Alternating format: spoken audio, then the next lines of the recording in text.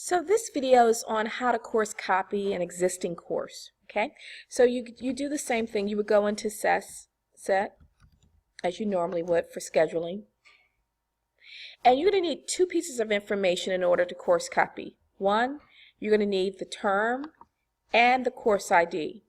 Sometimes it'll already have that in there for you if you were working on an active course when you're about to copy, but if not, just type in the CRN number, and again, term and CRN, and then hit copy CRN. You have to have both of those. So once you do, this pop-up is going to come up, a default section details. So you have to then type in the CRN number again. That's why you need to have that available. And when you see the cursor blinking, you need to go ahead and hit the tab key. If you do not hit the tab key, the process default will freeze and it will stay gray, opposed to turning the button for process default to black. So again, you must click, when you're in here for the default CRN, you must hit tab in order for this to activate.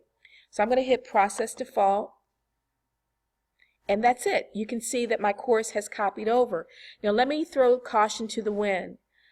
What you need to really concentrate on doing is making sure you are copying like sections over.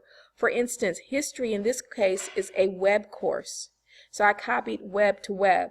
You do not want to copy web to traditional or web, right? Web to virtual is okay because you could just make some modifications to change it.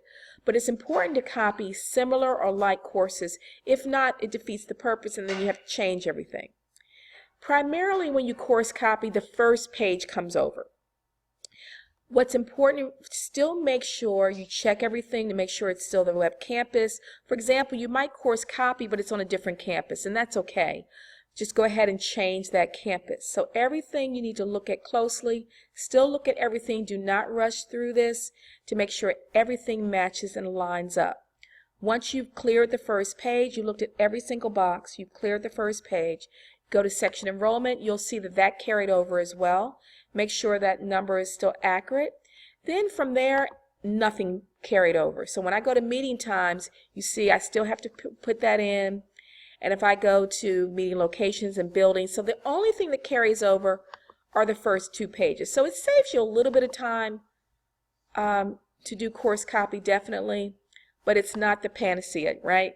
So that's important for you to be aware of. So I want to just go ahead and refresh, and I'm back to my main screen. Believe it or not, that's it. That's all you have to do for course copy.